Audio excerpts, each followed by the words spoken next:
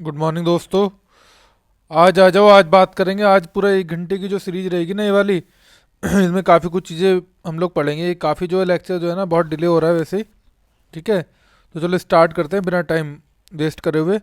जो भी important one liner हैं जो आपके एग्ज़ाम में इंपॉर्टेंट होते हैं, आपको ही पता है कि जैसे आप यूपी पीसीएस का एग्ज़ाम दोगे, ठीक है, अभी बीपीएससी देने जा रहे होगे, है ना। एंड देन फिर आपका जो और भी एग्ज़ाम होते हैं, लाइक आपका झारखंड पीसीएस होता है, ठीक है, फिर आपका पंजाब पीसीएस होता है, तमिलनाडु पीसीएस होता है, आंध्रा पीसीएस होता है। तो एवरी एग्जाम जो है ना it required that you have to be a good command on one liner questions, है ना, क्योंकि स्टेट के इशू थोड़े उस तरीके के रहते हैं। तो सारे इशू डिस्कस करेंगे। अभी तक हम लोगों ने काफ़ी डिस्कस कर लिया है।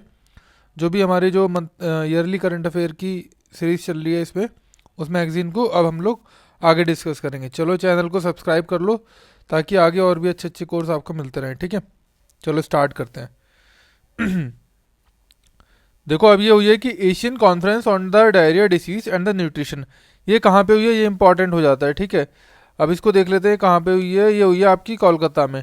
ठीक है, ये बेसिकली किस चीज़ को देखता है, देखता है कि जो डायरिया डिसीज होती है उसमें क्या क्या मेजर्स जो हैं उसके प्रिवेंशन के लिए करे जा सकते हैं। इसमें कौन कौन सी डिसीज़ हैं, जैसे कोलेरा है और आपका टाइफाइड है एंड अदर एंट्रिक डिसीज़। ठीक है, जो कि लो और मिडिल इनकम ग्रुप में ज़्यादा होती है। ये सब कोई इंपॉर्टेंट नहीं है।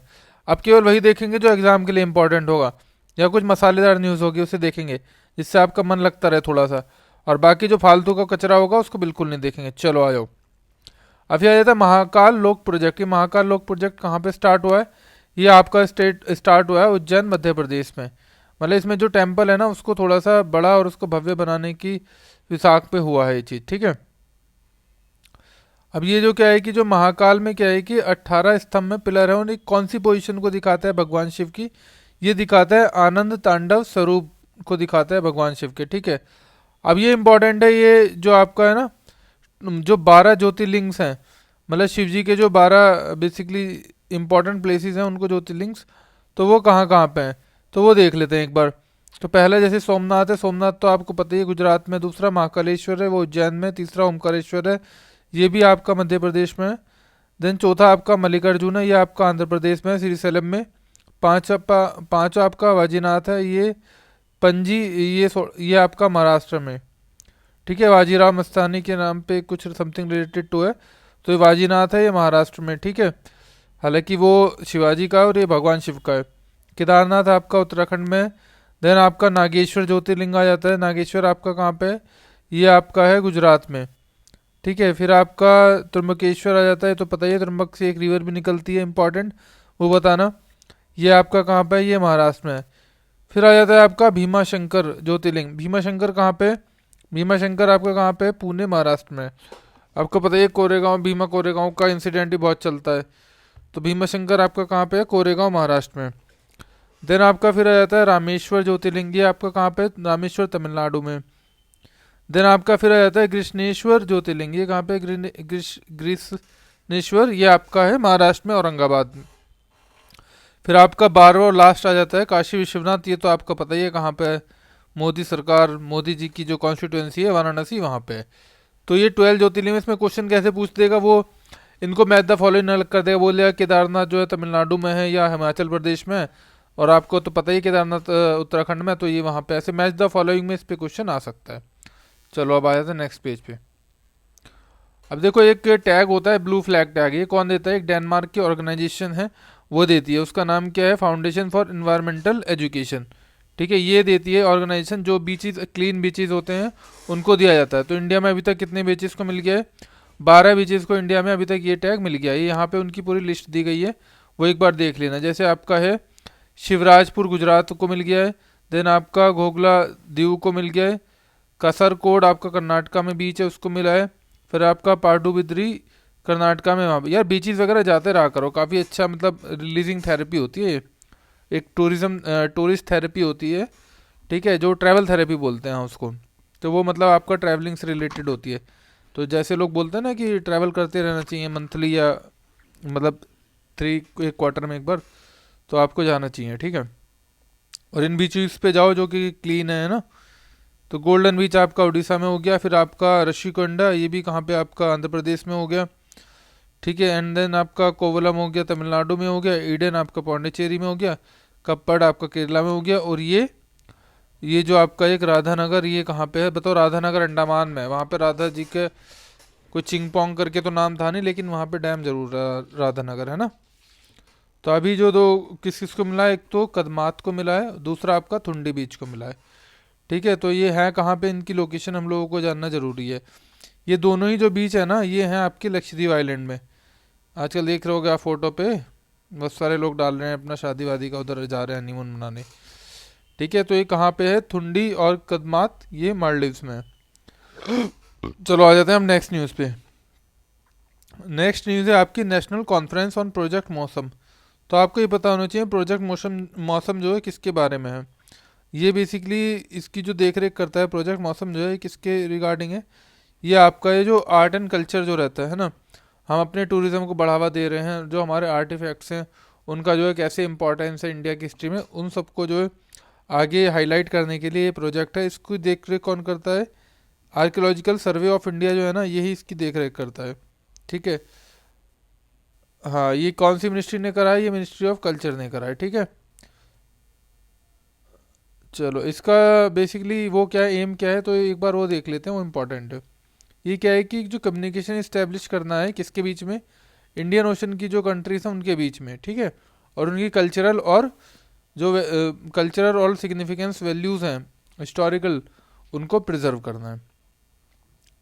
ठीक है, प्रोजेक्ट मौसम, मौसम लॉन्च कहाँ पे हुआ था? ये हुआ था दोहा कतर में 2014 में। ठीक है, चलो आ जाते हैं अब आगे। अब देखो ये जो 12th एडिशन हुआ है डिफेंस एक्सपो, उससे रिलेटेड क्या क्या इंपॉर्टेंट चीज़ है।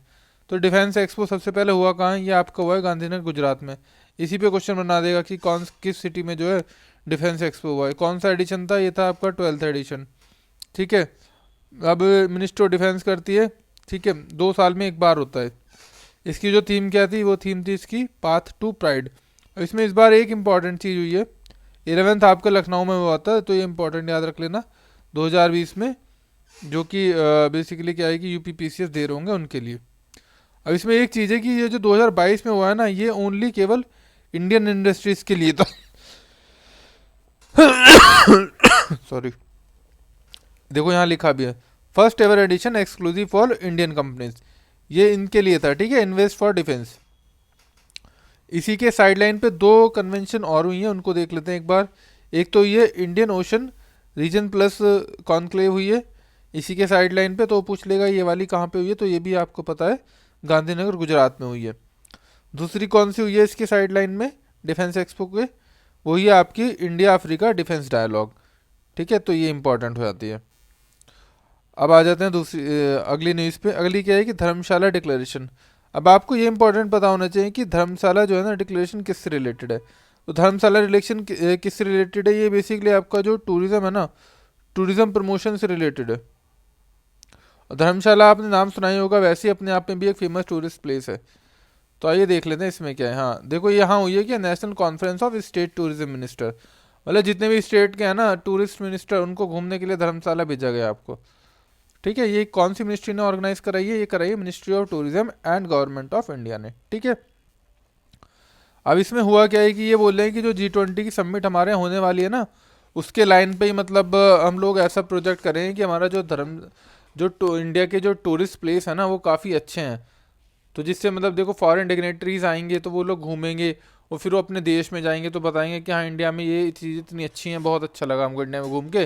तो इंडिया का ओवरऑल ग्लोबल इमेज भी बढ़ेगा इससे। और दूसरा क्या रहेगा, जब लोगों को पता चलेगा तो वो लोग अपने यहाँ पे आएंगे घूमने के लिए। तो घूमने के लिए आएंगे तो फिर हम लोग क्या करेंगे, सेल्फी लेंगे जैसे इंडिया वाले करते हैं। हालांकि ऐसा करना चाहिए नहीं चाहिए, अपनी इज्जत और अपने आप को पावरफुल समझना चाहिए।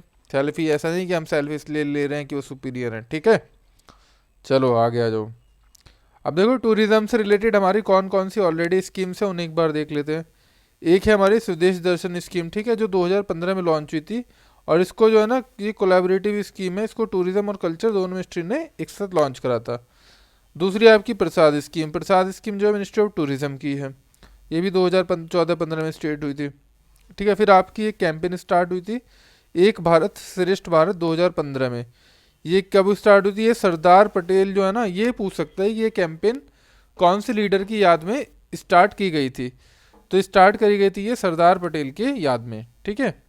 आ जाओ नेक्स्ट न्यूज़ देखते हैं। अभी क्या है कि India first dark sky reserve. अब क्या है कि डार्क स्काई रिजर्व क्या होता है बेसिकली। डार्क स्काई रिजर्व, हाँ एक सेकंड, एक सेकंड, 2 मिनट रुक जाओ।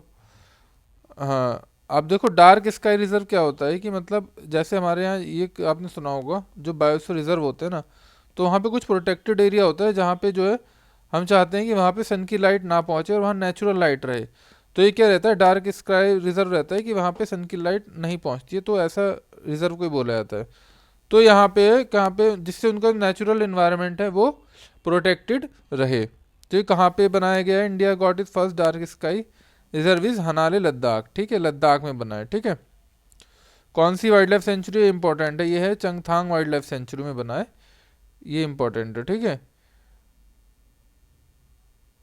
हाँ देखो यहाँ पे डेफिनेशन एक बार देख लो। एरिया यूजुअली सराउंडेड अ पार्क और observatory that is kept free of artificial light pollution, ठीक है। ओके, अब इसमें जो करा है कि ये हमने किसके साथ मिलके करा है, मतलब इसमें जो मेरे इंटरनेशनल में हेल्प कौन कर रहा है, इंटरनेशनल डार्क एसोसिएशन यूएसए में। चलो अब आ जाते हैं make in India complete 8 years. अब इसमें देखो मेक इन इंडिया स्टार्ट कब हुआ था वो इंपॉर्टेंट हो जाता है, वो 2014 में स्टार्ट हुई थी ये स्कीम, ठीक है। अब उसे 8 साल हो गए। इसके कंपोनेंट क्या करते हैं, इसमें था 4 पिलर पे बेसिस था ये बेसिकली। किस पे था, आप इसको ऐसे याद कर सकते हैं प्रिज्म के फॉर्म में। आर इसमें काट दो, एक तो इसमें प्रोसेस था, न्यू प्रोसेस, ठीक है, न्यू इंफ्रास्ट्रक्चर, फिर क्या था, new sectors and new mindset. ये 4 टर्म्स जो है ना इसमें इंपॉर्टेंट थी, तो आपको प्रिज्म में आर काट दो और बाकी आपको पता चल जाएगा फिर हाँ क्या क्या इंपॉर्टेंट एस्पेक्ट थे, ठीक है। और बाकी तो इसमें सच कुछ नहीं, अचीवमेंट वगैरह जो पेपर के पॉइंट ऑफ व्यू से आपका स्टेट पीसीएस में इतनी इंपॉर्टेंट नहीं है, तो मैं इसलिए उसको नहीं पढ़ रहा हूँ, है ना। एफडीआई इनफ्लोज, अब इसमें एफडीआई का एक डाटा है वो देख लेना कि 2021-22 में ना हमारे यहाँ जो एफडीआई आया है वो कितना है, वो आया है $83 बिलियन, ठीक है। तो ये काफ़ी इंपॉर्टेंट डाटा है। अब हमारे यहाँ पे जो 101 कंट्री से डाटा वो सॉरी एफडीआई आया है। अब देखो इसमें एक एस्पेक्ट और था कि जो एक प्रोडक्शन लिंक स्कीम थी, incentive production linked incentive scheme, इसमें ये पूछ सकता है कि वो कितने सेक्टर जो हैं इसमें इन्वॉल्व थे। तो इसमें कितने सेक्टर के लिए थी ये, 14 की मैन्युफैक्चर सेक्टर जो थे उनके लिए थी प्रोडक्शन लिंक्ड इंसेंटिव स्कीम, ठीक है। अब इसमें एक स्कीम और चली थी मेक इन इंडिया के अंदर, वन डिस्ट्रिक्ट वन प्रोडक्ट, ठीक है। चलो ठीक है, बस अब इसमें एक जो टॉय इंडस्ट्री है ना हमारी बहुत डाउनग्रेड हो रही है, और हम लोगों को चाइना से जो टॉयज़ वगैरह इंपोर्ट करने होते हैं। आप भी देखते होंगे आपके घर में बच्चे हैं या जो भी है खेलते रहते हैं, तो वो जो टॉयज़ आते हैं वो मेनली कहाँ से आते हैं, चाइना पे। चाइना में क्यों आते हैं, चाइना में जो है ना इकोनॉमी ऑफ स्केल है, समझना मेरी बात को। तो हाँ, और वहाँ पे क्या है कि प्रोटोटाइप बनाना भी बहुत आसान है, तो वहाँ से लोग क्या करते हैं, इम्पोर्ट करते हैं यहाँ के। आसान है वहाँ पे हर चीज़ बनाना, इकोनॉमी स्केल है भाई। वो तो 10 कंट्रीज़ को दे रहे हैं, यहाँ पे भी दे रहे हैं, उन्होंने अपना इकोनॉमी पूरा एक्सपोर्ट पे बेसिस पे बना रखा है ना। तो उनको काफ़ी चीज़ें सस्ती पड़ जाती हैं, और जहाँ चीज़ें सस्ती पड़ती हैं तो एज अ बिजनेसमैन तो वहीं पे जाएगा ना। तो ये टॉय इंडस्ट्री जो हमारी बहुत ज़्यादा लैक कर रही है, तो उसमें बताया कि लैक ऑफ रॉ मटेरियल है, टेक्नोलॉजी है, डिज़ाइन कैपेबिलिटी हमारी जो है काफ़ी वीक है। अब आ जाते हैं हम लोग देखते हैं Bundelkhand express way. Bundelkhand express way क्यों नहीं इसमें, क्योंकि ये जो है ना रिकॉर्ड टाइम में बना है। इसका जो टाइम लिया गया था कि मतलब 3 साल का, लेकिन इसने क्या कर दिया कि 28 महीनों में ही बना दिया, समझ रहे हो। तो इसलिए ये न्यूज़ में है। इसकी लेंथ देख लेते हैं कितनी है। 2022 में स्टार्ट हुआ था, 296.7 किलोमीटर का। ये यूपीपीसीएस वालों के लिए तो बहुत ही इंपॉर्टेंट है। 4 लेन एक्सप्रेस वे है, और इसकी एक्सप्रेस वे लेन जो रहती है ना उसको एक्सटेंड भी कर सकते हैं हम। हाँ, ये कौन सी ऑर्गेनाइजेशन के थ्रू बनाया गया है वो एक बार देख लेते हैं। ये बनाया गया है Uttar Pradesh expressway industrial development authority के द्वारा, ठीक है। अब इसमें देखिए स्टार्ट कहाँ पे, ये कहाँ से कहाँ तक है वो एक बार देख लेते हैं। ये आपका जो जाएगा 7 डिस्ट्रिक्ट से होता हुआ जाएगा, चित्रकूट, बांदा, महुआ, हमीरपुर, जालौन, औरैया, इटावा, ठीक है। एंड पॉइंट ये कहाँ पे मिलेगा जाके, ये आगरा लखनऊ एक्सप्रेस वे में जाके मिल जाएगा। ये देखिए यहाँ पे ऐसा दिखाया गया है, ये यहाँ से जाके ये जो आगरा लखनऊ एक्सप्रेस वे है इसमें जाके मिल जाएगा। ठीक है, चलो आ जाओ आगे। अब ये एक स्कीम आई है कि स्वनिर्भर नारी स्कीम। ये कौन सी, किन लोगों के लिए? ये पहले भी असम गवर्नमेंट ने लॉन्च करी है, सेकेंड फेज ऑफ स्वनिर्भर नारी स्कीम। ये जो वीवर्स होते हैं इंडिया के, मतलब जो बुनने वाले होते हैं, बेसिकली टेक्सटाइल इंडस्ट्री से रिलेटेड, उन वुमेन्स को कैटर करती है। ठीक है, चलो पानी पी लेता हूँ, फिर आगे हम लोग कंटिन्यू करते हैं। एक सेकंड।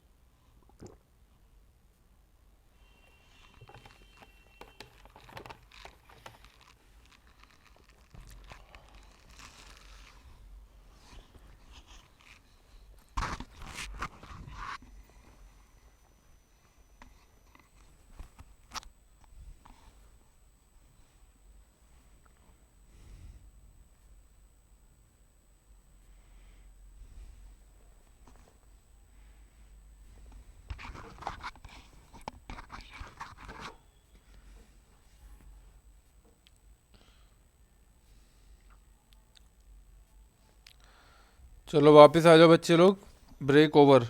आज ब्रेक नहीं, अभी ख़त्म करनी है चीज़ें बहुत ज़्यादा। ठीक है, अब आ जाते हैं हम Burhanpur first district to certify हर घर जल। बुरहानपुर जो एमपी का जो पहला डिस्ट्रिक्ट बना है, मतलब ये इंडिया का पहला डिस्ट्रिक्ट है जिसको क्या है कि हर घर जल का जो सर्टिफिकेशन मिला है। अगर मैं ऐसी बात करूँ पहला स्टेट कौन था, तो वो पहला स्टेट था आपका गोवा, जिसको हर घर डिस्ट्रिक्ट का मिला था।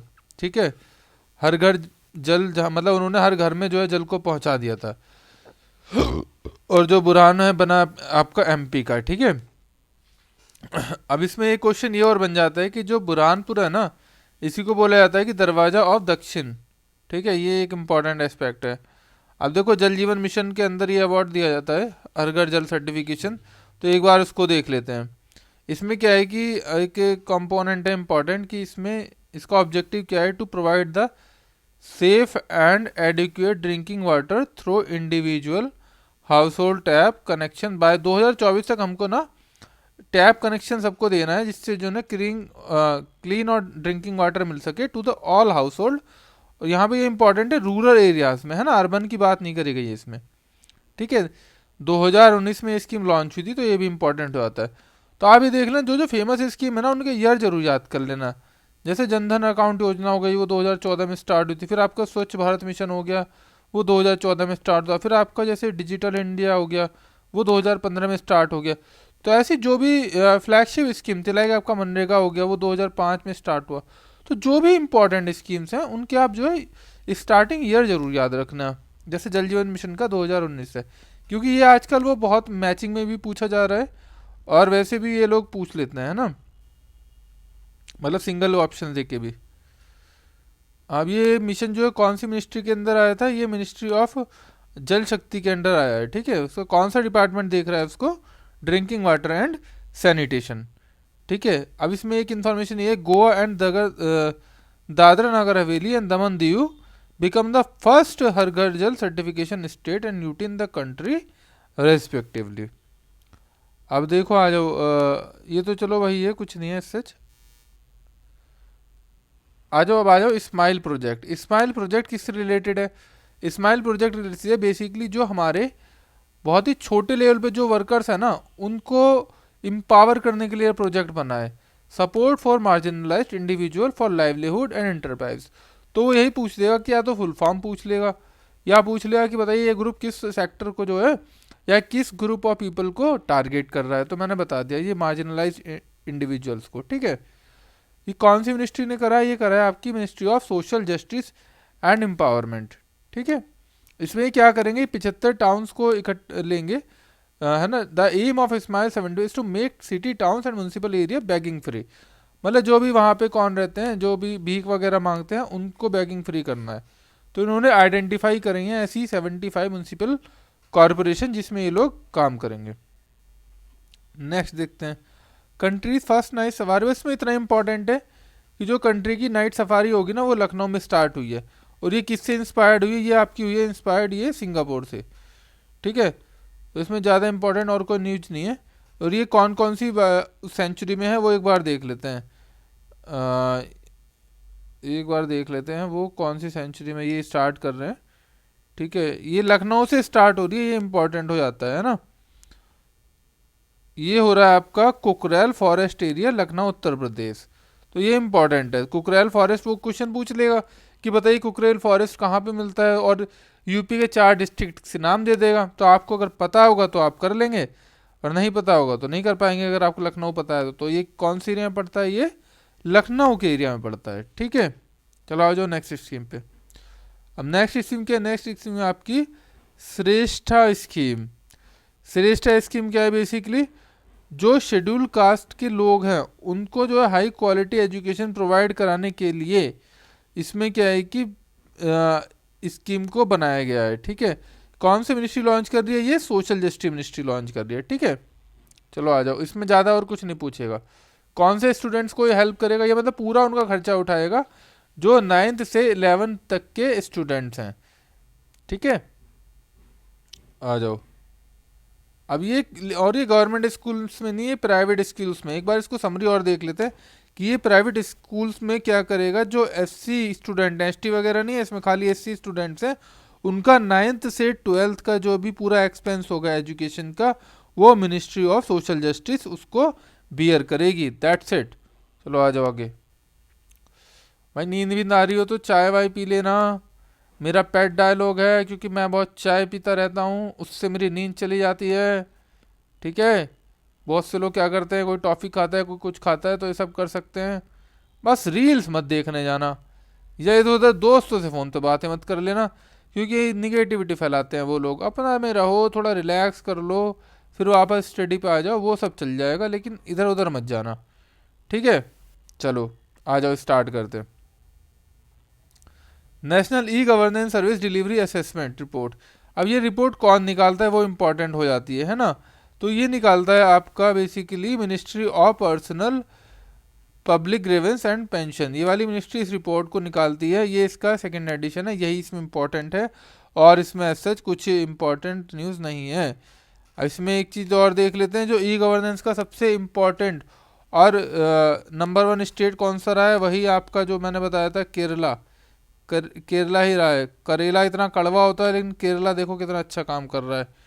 तो ये चीज़ है यार, स्टेट बढ़िया कर रहा है, लेकिन करेला तो कड़वा होता है। चलो कोई नहीं। यूनियन टेरिटरी में कौन है, यूनियन टेरिटरी में है आपका जम्मू कश्मीर का हाईएस्ट स्कोर है। और अगर मैं बात करूँ नॉर्थ ईस्ट और जो हिली स्टेट की बात करूँ, तो मेघालय एंड नागालैंड जो है, जिनका जो ओवरऑल कंप्लाइंस है वो 90% है, वो बहुत बढ़िया कर रहे हैं। बस बाकी और कुछ नहीं है। चलो आ जाओ अगली न्यूज़ पे। अब ख़त्म भी करना है ना यार, आप लोगों का एग्ज़ाम भी है। अब ये इंपॉर्टेंट है, सीस एप्लीकेशन क्या है। तो पहले तो सीस पता होना चाहिए कि सीस एप्लीकेशन क्या है। तो इसमें क्या है कि जैसे national commission for protection of child labour, sorry child rights, ये किसने निकाला है, ये इस कमीशन ने निकाला है जो चाइल्ड प्रोटेक्शन करता है ना, बच्चों की जो देखभाल करने वाला कमीशन है, उसने निकाला है। ये क्या कर रहा है कि जो रिहेबिलिटेशन प्रोसेस है उसको स्मूथ कर रहा है। बस इसमें इतना ही याद रखो, और कुछ याद करने की ज़रूरत नहीं है। ठीक है, अब आ जाते हैं सीडीएस पे। अभी सीडीएस क्या है, chief defence of staff, chief of defence staff बोला जाता है इसको। ठीक है, चीफ ऑफ डिफेंस स्टाफ जो हमारे पहले कौन थे वो पूछ सकता है। फर्स्ट पहले कौन थे, बिपिन रावत थे। ठीक है, अभी कौन है वो आपको मेरे को कमेंट सेक्शन में बताना। ठीक है, चीफ ऑफ डिफेंस स्टाफ का बेसिकली क्या रहता है कि ये एज अ पॉलिटिकल एडवाइज़र रहता है जो प्राइम मिनिस्टर हैं उनके लिए, और प्रिंसिपल मिलिट्री एडवाइज़र रहता है रक्षा मंत्री के लिए, है ना। तो जो अभी करंट में है वो मेरे को बताना, कुछ चौहान करके हैं। चलो इतना हिंट मैंने तो आप लोगों को दे दिया। ठीक है, आ जाओ अब नेक्स्ट। हाँ, अभी इसमें क्या है कि एलिजिबिलिटी क्राइटेरिया चेंज हुआ है। मतलब पहले क्या था कि उसमें 65 ईयर्स थी, अभी इसमें क्या कर दिया है, 62 ईयर्स वाले को भी सीडीएस बनाया जा सकता है। ये एक इसमें इम्पॉर्टेंट हुई है। ठीक है, देखो ये क्या लिख रहा है कि who has retired in the rank of lieutenant governor but has not attend the age of 62 on the date of his appointment can be appointed as CDS. ठीक है, मतलब क्या है कि 65 साल के बाद नहीं बन सकते, लेकिन उसके बाद आप बन सकते हो, ठीक है।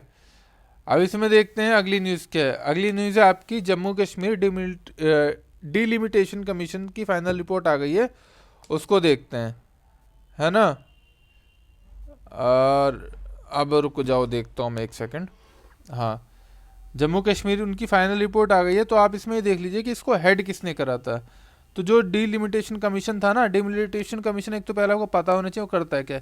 ये बेसिकली क्या करता है कि जैसे इंडिया में बहुत सारे स्टेट हैं, तो इन स्टेट में कैसे क्या क्या कॉन्स्टिट्यूएंसी रहेगी, तो उसको वो करता है कि बताता है कि हाँ ये, मतलब जैसे यूपी में 80 लोकसभा कॉन्स्टिट्यूएंसीज हैं, है ना, तो ये किसके थ्रू बनाई गई हैं, ये डिलिमिटेशन कमीशन के थ्रू बनाई गई हैं। ऐसे ही जम्मू कश्मीर वाले का आया था अभी, तो उसमें बनाया गया। अब इसको हेड किसने करा है, इसको हेड करा था जो आपकी रंजना प्रकाश देसाई है, रिटायर्ड जज ऑफ सुप्रीम कोर्ट, उन्होंने हेड करा था। ये क्वेश्चन पूछा जा सकता है, ठीक है। अभी किसके बेसिस पे करा गया, ये करा गया है on the basis of 2011 census के बेसिस पे, और Jammu and Kashmir reorganisation act के बेसिस पे, है ना। Important point of final report, ये तो कोई ऐसा इंपॉर्टेंट नहीं है ना। इसमें ये देख लो कि जो असेंबली कॉन्स्टिट्यूएंसी है ना, 90 असेंबली कॉन्स्टिट्यूएंसी, उसमें जो 43 हैं वो तो आपकी बन रही है जम्मू कश्मीर के रीजन में, और जो 47 है वो आपकी है कश्मीर के रीजन में, ठीक है। तो ये एक इम्पॉर्टेंट पॉइंट था। मैं देखो जो जो इम्पोर्टेंट पॉइंट है वो आपको कराता चलता हूँ, है ना। फिर आ जाओ, इसमें आता है prime minister employment generation program. अब prime minister employment generation program में सबसे पहले तो ये पता होना चाहिए कि इसका जो है क्या था, एक सेकंड, हाँ। अब ये दो स्कीम को मर्ज करती है, एक तो प्राइम मिनिस्टर रोजगार योजना, और दूसरी क्या है कि रूरल एम्प्लॉयमेंट जनरेशन प्रोग्राम को, इन दोनों को मर्ज करती है। अब ये कौन सी मिनिस्ट्री के द्वारा कराया जाता है, ये होता है यहाँ देखो, इसमें हो सकता है रोजगार का हमको लगेगा कि भाई एचआरडी करेगी, है ना, या सोशल एम्पावरमेंट वाली करेगी, वो कर सकती है। अब इसमें आ जाता है कि अप्रूव्ड मिनिस्ट्री ऑफ कौन कर रही है इसको, ministry of micro small and medium enterprises, ठीक है। और इसमें कौन सी ऑर्गेनाइजेशन इसको अप्रूव्ड किसने करा है, ministry of micro small medium enterprises ने। और जो इसको इम्प्लीमेंट करेगी वो करेगी khadi and village industry commission, वो इसको इम्प्लीमेंट करेगा, ठीक है। अब आ जाते हैं, देख लेते हैं। अब इसमें एक न्यूज़ है कि Supreme Court recognise sex worker as profession. ये सुप्रीम कोर्ट ने रिकॉग्नाइज करा था अपने मई 2022 के एक पर्टिकुलर, वो जब सुन रहे थे जजमेंट उसमें, है ना। तो उन्होंने बताया कि dignity and equal protection has to be preserve for any individual, ये उन्होंने बताया था। और ये इन्होंने कौन सी स्पेशल पावर के थ्रू करा था, जो आर्टिकल 142 है उसके थ्रू करा था, ठीक है। चलो, अब लेते हैं 5 मिनट का ब्रेक, फिर हम लोग वापस आते हैं, फिर पढ़ते हैं। आज कंप्लीट ही करेंगे बहुत सारी चीज़ें, है ना।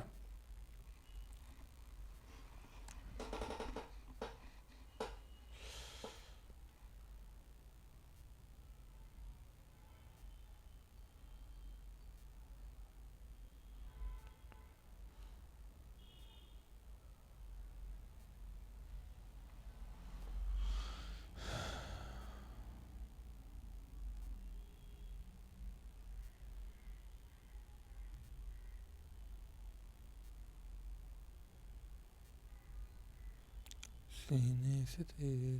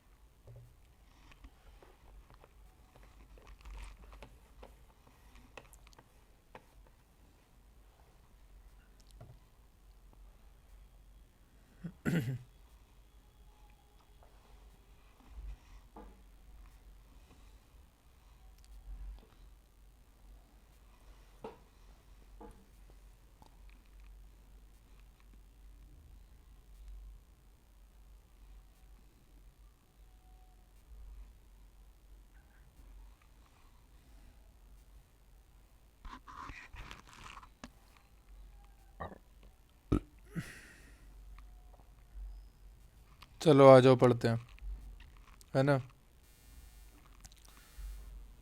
अब देखो इसमें हम कहाँ पे थे, सुप्रीम कोर्ट वाला पढ़ रहे थे ना। तो इसमें ऐसे बोला है कि Supreme Court recognises sex worker as profession, तो बता दिया था। दूसरी न्यूज़ पे आते हैं, हम आ जाते हैं इस पे। अब ये क्या, WHO global centre for traditional medicine, ये कहाँ पे आया है? ये आया आपका गुजरात में। तो ये बस यही गुजरात यही पूछ सकते हैं, ट्रेडिशनल मेडिसिन कहाँ पे हम लोग अच्छे से बनाएंगे। ठीक है, वो सेंटर कहाँ पे आया है? WHO के कोलैबोरेशन से वो आया है गुजरात में। ठीक है।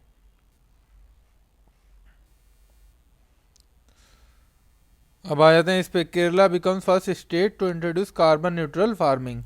तो यही इंपॉर्टेंट इसमें न्यूज़ हो जाती है कि केरला ऐसा पहला स्टेट कौन सा बना है भारत का जहाँ पे कार्बन न्यूट्रल फार्मिंग होती है, वो बना है केरला। अब इसमें टर्म्स को देख लेते हैं।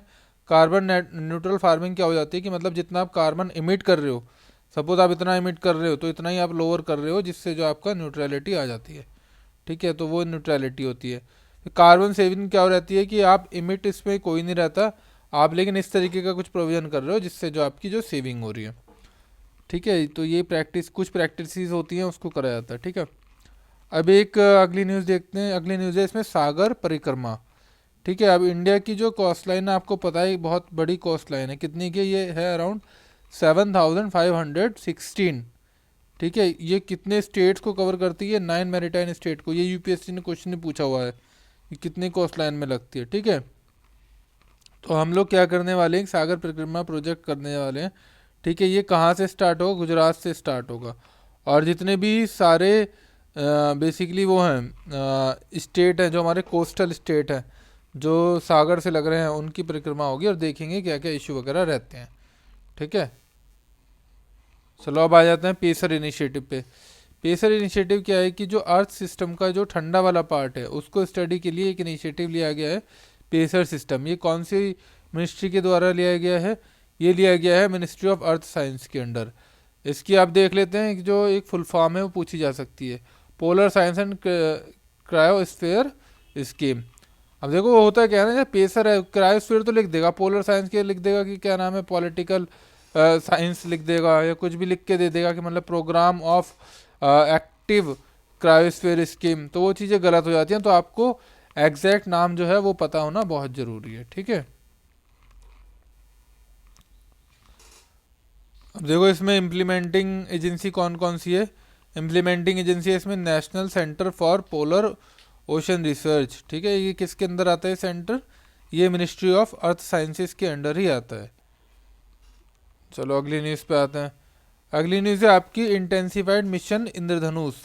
मिशन इंद्रधनुष देखो किससे था? ये इम्यूनाइजेशन से था। अब देखो मैं इसकी क्रोनोलॉजी थोड़ी बता देता हूँ। जो इंडिया का यूनिवर्सल इम्यूनाइजेशन प्रोग्राम जो स्टार्ट हुआ था वो 1985 में स्टार्ट हुआ था। ठीक है, उसके बाद फिर हमारा जो आया, हमने इंद्रधनुष मिशन मोदी गवर्नमेंट ने लॉन्च करा, मिशन इंद्रधनुष वो 2014 में करा था।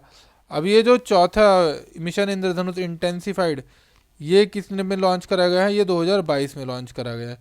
ठीक है, अब जो हमारा जो प्रोग्राम सबसे स्टार्टिंग में था वो 9 लाइफ थ्रेटनिंग डिसीज़ को जो है उसके रिगार्डिंग क्या करता था? इम्यूनाइज करता था, वैक्सीन करता था। वो कौन कौन सी 9 डिसीज़ थी वो आपको पता होना चाहिए। ये जैसे डिप्थीरिया थी, वुपिंग कफ था, हेमोफिलिस था, हेमोफिलिस इन्फ्लुएंजा टाइप बी था, निमोनिया मेनिंजाइटिस था, tetanus, polio, tuberculosis, measles, hepatitis B and Japanese encephalitis था। ठीक है, इसको कौन सी मिनिस्ट्री देखती है? Ministry of health and family welfare देखती है। ठीक है, अब इसमें देखो कौन कौन से जो लोग हैं जो इसमें आएंगे। देखो उसमें दिखाया गया है कि unvaccinated pregnant women and children in the pocket of low immunisation coverage. ठीक है, तो इसमें बेसिकली वुमेन और जो चिल्ड्रन है उनके लिए ये स्कीम है, इम्यूनाइजेशन स्कीम। तो अधेड़ उम्र के बूढ़े ना पहुंच जाए, सॉरी मतलब जो भी ये जिनकी ज़्यादा है उनके लिए नहीं है। अब देखो आते हैं नेक्स्ट। नेक्स्ट क्या है? उजाला स्कीम। उजाला स्कीम बेसिकली किससे रिलेटेड है? लाइट से रिलेटेड है। हमारे घर में हो उजाला, ठीक है, तो वही स्कीम से रिलेटेड है उजाला स्कीम। ये कौन सी मिनिस्ट्री लेके आई थी? मिनिस्ट्री ऑफ पावर लेके आई थी। इस स्कीम को कितने साल हो गए? 7 साल हो गए हैं। तो इन्होंने क्या करा है कि ये दिखा रहे हैं कि इनका अचीवमेंट कि इन्होंने 47,778 million units of electricity per annum जो है बचाई है इनके इलेक्ट्रिसिटी के बल्ब डिस्ट्रीब्यूट करके। कितने बल्ब एलईडी डिस्ट्रीब्यूट करी हैं इसने? 36.78 करोड़ से एलईडी जो है डिस्ट्रीब्यूट कर चुकी है। ठीक है, ये स्कीम कब आई थी? उजाला स्कीम 2015 में आई थी। ठीक है, इसको क्या बोला था एलईडी बल्ब को? प्रकाश पर्व बोला था प्राइम मिनिस्टर ने हमारे। अब इसकी इम्प्लीमेंटेड ऑर्गेनाइजेशन कौन सी है? वो आपकी एनर्जी इफिशिएंसी सर्विसेज लिमिटेड, ये इसकी जो है इम्प्लीमेंटिंग ऑर्गेनाइजेशन है। नेक्स्ट न्यूज़ क्या है? नेक्स्ट है जो हमारी ई गवर्नेंस कॉन्फ्रेंस होती है, नेशनल ई गवर्नेंस कॉन्फ्रेंस, वो कहाँ पे हुई है इस बार? वो आपकी हुई है हैदराबाद में, और इसको हैदराबाद डिक्लेरेशन भी बोला गया है। तो अगर क्वेश्चन में आए what does Hyderabad declaration means, तो उसमें क्या है कि it means the e governance programme has to be strengthen, क्योंकि ये जो है हैदराबाद डिक्लेरेशन ये ई गवर्नेंस को ही इम्प्रूव करने के लिए बनाया गया है। देखो इसको यहाँ डिजिटल प्लेटफॉर्म को बढ़िया करने के लिए, ई गवर्नेंस ऑफिस को रन करने के लिए, service through use of technology ये बनाई गई है, समझे भैया। चलो नेक्स्ट आ जाओ। अब ये देखो इम्पोर्टेंट, इंडिया का 33वां elephant reserve to come up Uttar Pradesh. Uttar Pradesh मेरा प्रदेश, ब्रो कोड वाला प्रदेश। तो 33वां जो एलिफेंट रिजर्व आया है वो कहाँ पे है? उत्तर प्रदेश में आया है। ये कौन सी बेल्ट में? यह तराई एलिफेंट रिजर्व जो है इसी में दिया गया है। इसको नोटिफाई किसने करा है? Ministry of environment forest and climate change ने करा है। ठीक है, कौन से रीजन में पड़ता है तराई एलिफेंट? ये पड़ता है आपका दुधवा पीलीभीत रीजन में। देखो मैं यूपी का थोड़ा मैप दिखा देता हूँ आपको, कुछ इस टाइप का यूपी का मैप है ना, तो ये यहाँ पड़ता है इधर कहीं। ठीक है, अब आ जाते हैं प्रोजेक्ट एलिफेंट स्टार्ट कब हुआ था। एक प्रोजेक्ट एलिफेंट हमारा 1992 में सेंट्रली स्पॉन्सर्ड स्कीम के थ्रू स्टार्ट हुआ था। एलिफेंट से रिलेटेड एक और दूसरा प्रोजेक्ट था यार, मैं चलो तुमसे पूछना चाहता हूँ बट तुम्हें बता देता हूँ, अभी तुम नए हो ना। एक माइक प्रोजेक्ट करके स्टार्ट हुआ, जिसका मतलब क्या था कि monitoring of the illegal killing of elephant.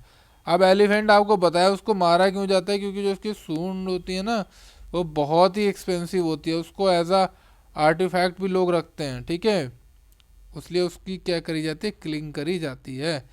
अब मेरे को कमेंट में बताना है कि ऐसी कौन सी ऑर्गेनाइजेशन है जो कि इंटरनेशनल बॉर्डर पे देखती है कि कौन सा एनिमल को जो है किल करा जा रहा है, and export import of the animal trade भी वो चेक करती है। ठीक है, चलो आ जाओ नेक्स्ट पे।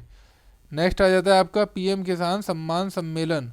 अब किसानों का सम्मान होना बहुत ज़रूरी है, वरना खाना पीना कुछ मिलेगा नहीं हम लोगों को। तो ये किसान सम्मेलन ये कहाँ पे हुआ था? ये आपका हुआ था फर्टिलाइजर से रिलेटेड है। सबसे पहले तो ये फर्टिलाइजर से रिलेटेड है और लार्जेस्ट हाँ, इसमें देखो कुछ एक फैक्ट दिए गए हैं वो इम्पोर्टेंट है। तो एक तो पहला फैक्ट है कि जो इंडिया की जो है ना सेकंड लार्जेस्ट फर्टिलाइजर कंज्यूमर है। ठीक है, और लार्जेस्ट इम्पोर्टर तो है ही फर्टिलाइजर का। तो उसी में ये स्कीम बनाई गई है जिससे हम लोग क्या कर सकें, हमारी जो मतलब प्रोडक्शन बढ़ सके और जो हम लोग इफिशिएंट यूरिया का यूज़ कर सकें। ठीक है, तो ये जो फैक्ट जो मैंने बताया वो इम्पोर्टेंट थे अंडर द स्कीम। अब इसमें एक स्कीम भी लॉन्च करी गई है, पीएम भारतीय Jan Urvarak Pariyojana, one nation one fertiliser scheme. इसमें क्या है कि भारत यूरिया बैग लॉन्च करा गया है, जो कि सिंगल ब्रांड के भारत के नाम से ही आप जो है इंडिया में यूरिया सेल कर सकते हैं। ठीक है, अब जैसे जो भी पहले रहते हैं, जैसे डाई अमोनिया फॉस्फेट था, डैप बोलते हैं जिसे, मुरिएट ऑफ पोटास था, वुड भी अब क्या हो जाएंगे, एक ही ब्रांड बना दिया तो भारत यूरिया, भारत डैप और भारत एमओपी हो जाएगा, and Bharat NPK for fertilisers. ठीक है, अब आ जाते हैं इसमें new tiger reserve in Uttar Pradesh. Uttar Pradesh में नया टाइगर रिजर्व एक बना है, जिसकी वजह से हमारे पास टोटल टाइगर रिजर्व की संख्या कितनी हो गई है brothers and my dear sisters? ये हो गई है 53। कौन सा बना है? Ranipur wildlife sanctuary. ये हमारा कौन सा बन गया? 53 टाइगर रिजर्व। ठीक है, टाइगर रिजर्व क्यों? वही टाइगर क्या है कि एक बहुत इंपॉर्टेंट पार्ट होते हैं आपका जो है फूड वेब में, फूड चैन में। ठीक है, क्योंकि ये नहीं रहेंगे तो बहुत सारे वैसे जानवरों की संख्या बढ़ जाएगी। फ्लैगशिप स्पीसीज भी बोला जाता है इनको। ठीक है, चलो ये इसमें किस कहाँ पे है, रानी वाइल्ड लाइफ सेंचुरी, जो आपका किस में है, चित्रकूट डिस्ट्रिक्ट में। ठीक है। अब ये कुछ छोटी छोटी मगर मोटी बातें, छोटी छोटी न्यूज़ हैं, वो देखते हैं। पहले जो इसमें न्यूज़ है कि हिमालय याक को ना एज अ फूड एनिमल जो है बता दिया एफएसएसआई ने। आप अब इसको खा सकते हो। ठीक है, अभी तक क्या था, ये केवल सामान वामान ले जाने का काम आता था पहाड़ी एरिया पे, लेकिन अब इसको आप खा भी सकते हो। समझे बाबू? तो बट लेकिन खाना नहीं है, it is against our culture. अब इसमें जो national commission for protection of child care, उसने क्या लॉन्च करा है, चाइल्ड केयर नहीं होता है, चाइल्ड राइट्स होता है, बट लेकिन मैं केयर बोलता हूँ क्योंकि बच्चों की केयर जो है बहुत ज़रूरी है। एक घर पोर्टल उन्होंने लॉन्च करा है। ठीक है, घर पोर्टल में क्या क्या है कि वो देख लेते हैं कि इसमें क्या है कि रिस्टोरेशन है और रिपेट्रिएशन ऑफ चाइल्ड है, वो करा जाएगा। फिर आपकी अगली आ जाती है चिराग स्कीम। चिराग स्कीम किससे रिलेटेड है, ये है equal education relief and assistance. किसको? ईडब्ल्यूएस वर्कर्स के लिए। भाई ईडब्ल्यूएस वालों के लिए बहुत सारी स्कीम चल रही हैं आजकल। उनकी देखो मेरिट कितनी कम जा रही है ना उनकी। ये चीज़ यार है थोड़ा। अब ज़मीनें मतलब पिताजी के नाम पे हैं तो वो उनका सबसे बन भी जा रहा है, अदरवाइज़ तो बहुत लोग ठीक ठाक फैमिली से आते हैं। आसाम का फिर एक स्कीम आया, मिशन भूमिपुत्र। ठीक है, उसमें क्या है कि इसमें क्या है, डिजिटल कास्ट सर्टिफिकेट इशू करे जाएंगे in simple and digital form में। फिर ये अभी देखते हैं, फिर अब थोड़ा ब्रेक लेंगे, नेक्स्ट लेक्चर स्टार्ट करेंगे इसको ना। गंगा विलास क्रूज़ कहाँ पे बना है? गंगा विलास क्रूज ये आपका है फ्रॉम वाराणसी टू डिब्रूगढ़ इन असम। यहाँ तक क्रूज चलेगा, तो अपना पूरा 2-3 नाइट का स्टे पैकेज लेके माइक माई ट्रिप से, और इस पर इंजॉय करें, पूरा आरती वगैरह सब होता रहता है। ठीक है, तो इम्पोर्टेंट न्यूज़ क्या है, वाराणसी से डिब्रूगढ़ असम में। चलो फ्रेंड्स, अब जो है हम लोग थोड़ा ब्रेक लेंगे एंड फिर वापस से जुड़ते हैं एंड फिर लेक्चर कंटिन्यू रखेंगे इसको। ठीक है, पूरा कंप्लीट करना है इसको जल्दी, इसी को सब्सक्राइब कर लो, आगे सारे लेक्चर आएंगे तो सब में पूरा कंप्लीट करना ही है।